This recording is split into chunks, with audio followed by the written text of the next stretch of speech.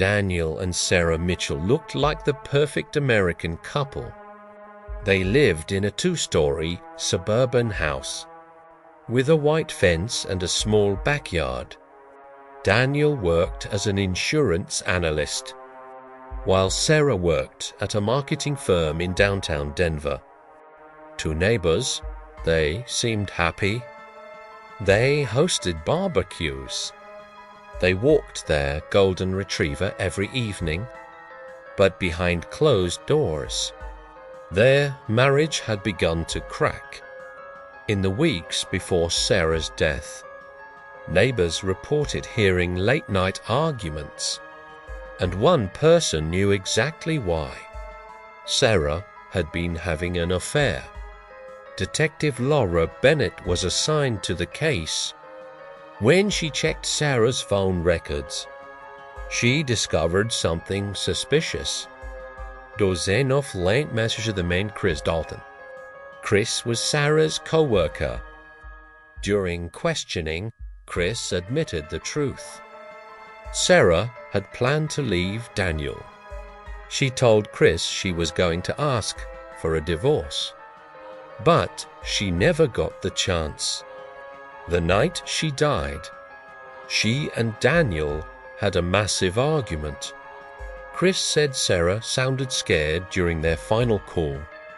That call ended around 10:52 p.m., less than an hour before police received the 911 call.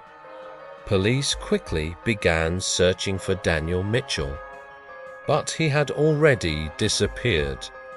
His car was spotted on a highway heading west toward Utah. Security cameras showed him stopping at a gas station around 1 a.m. Eluqué de calme. Todo calme. Detective Bennett began to suspect something disturbing. Daniel hadn't panicked.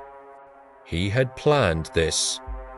When investigators searched the Mitchell house again, in the garage trash bin, a pair of bloody gloves. Undine Daniel flappished like, how long does DNA stay under fingernails? How to clean blood from kitchen tiles. The picture became clear. Daniel hadn't acted in rage. And sometime that night, es naped. But Detective Bennett soon realized something even darker. Daniel had discovered Sarah's affair. He had prepared for this.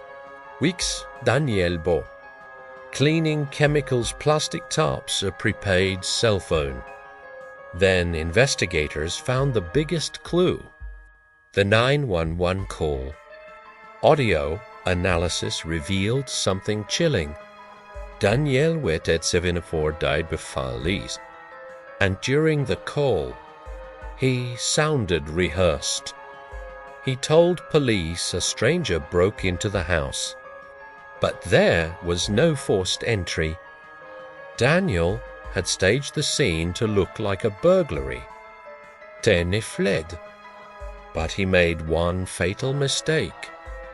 He used his own credit card at the gas station. Police traced the purchase to a motel in Nevada.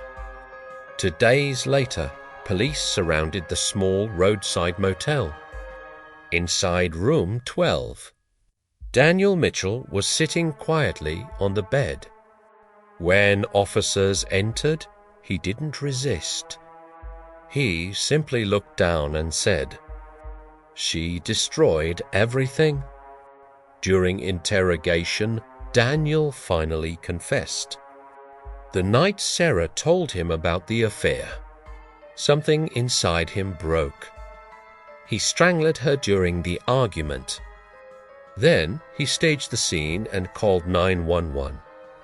He thought he could escape, but the evidence told the truth.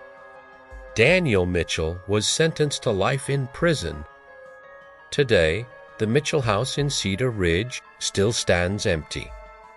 Neighbors say no one wants to live there, because sometimes, when the lights are off at night, People passing by swear they can still hear the sound of a couple arguing inside